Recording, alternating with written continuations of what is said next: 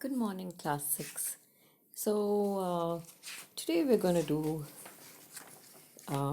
something. I'm just going to tell you something very short as we're going to just wind up the 11th lesson. Okay, so it's the last page of the 11th lesson as you see there, and they're giving you a tip there about how to write a poem, composing a poem, which is necessary for activity 14. Now, that was on the previous page. Remember that you have to write your own poem. It was long ago, which describes an early memory very simply using the same format and devices as in text 11G. You remember in the previous class what I told you, the structure, the format, simple words. You can use alliteration, uh, and you can make it casual as if you're chatting because you're talking about a memory there. Okay, it can be anything, about anything. It can be maybe a visit to a particular place, or maybe you went to see a relation, or maybe somebody did good for you, somebody helped you, right?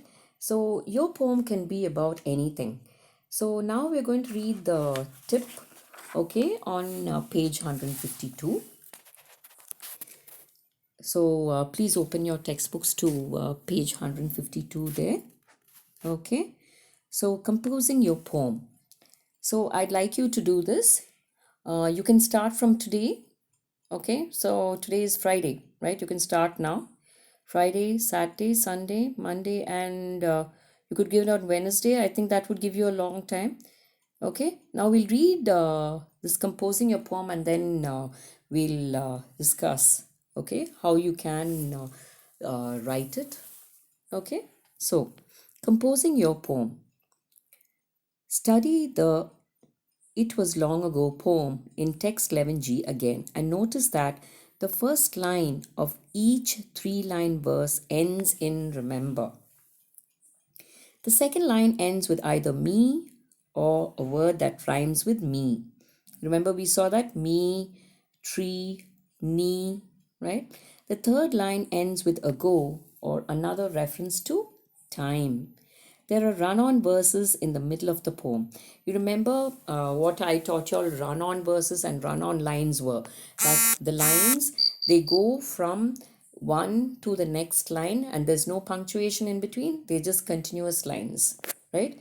There's no differentiation between the lines as it usually is in a poem. Okay, the poem begins and ends with quiet reflection, that is, quiet recollection of thoughts, in contrast to the emotion in the middle section as the speaker's memory carries her away. So, there you bring in your own thoughts, how you felt at that time, happy or sad or very touched, right? Although it is generally not a good idea to begin sentences and poetry lines with and, it can be effective in reflective writing to show how the person is returning to a childish way of expressing themselves. Okay, but don't begin all your lines with and, okay? One or two sentences, beginning with and is okay, but don't begin all your lines with and. It'll become really boring then. Okay? And how the memory is flooding back and has to be listed in order to be captured. You can address the reader as you if you wish in order to involve them and make it sound as though you are confiding in them, as well as warning them that it will happen to them too when they grow up. See, so they're telling you all the points that you can bring into your poem. Of course, don't forget that you have to give it a heading first. Okay, then decide how many lines you're going to have, how many verses you're going to have, right? So you can have maybe just three verses, okay, with 4 lines each or 5 lines each. You can have rhyming scheme A B, and it's up to you. Okay, so think, that's why I'm giving you more time. See, y'all are coming, you'll have come to the end of class 6 now, so try to write the poem. All of you, please do try. Okay. uh, I'm not saying that all of us are great poets, including me. Okay. So try to do it.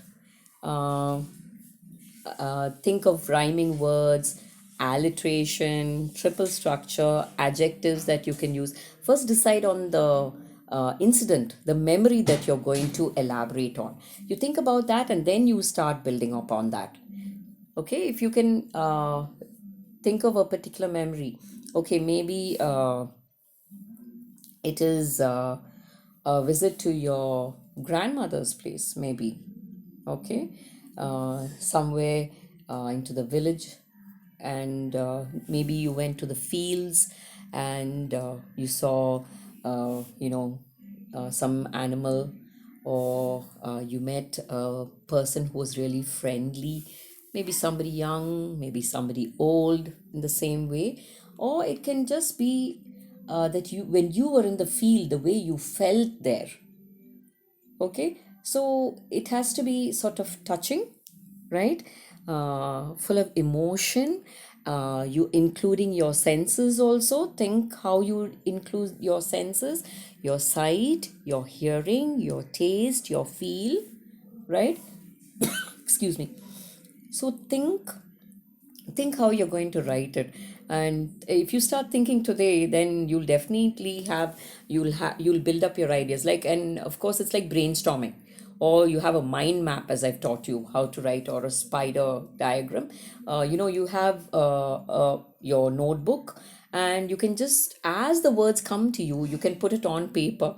You can have rhyming words coming together, like okay, I took a photograph snap when we went for a nap. Okay, and I slept on her lap. Okay, or you can talk about animals, sounds that you hear. Maybe you visited the village. Okay, maybe you visited your friend's place, and she lives in the village. Maybe you saw the cows, so the moo of the cows, right? Or maybe the chickens, cluck cluck cluck, or the bleat of the goats. So you can think and build up on it. Maybe you went to a farm, or you went to a village, and something that really touched you, or maybe the people there, or the animals, or the surrounding, the beauty of the place, anything. And of course, it took place a long time ago, right? So your the heading of your poem is going to be it was long ago, right? So you don't have to worry about the heading if you've already got the heading there. So think and write a poem. Okay, all of you, please do try.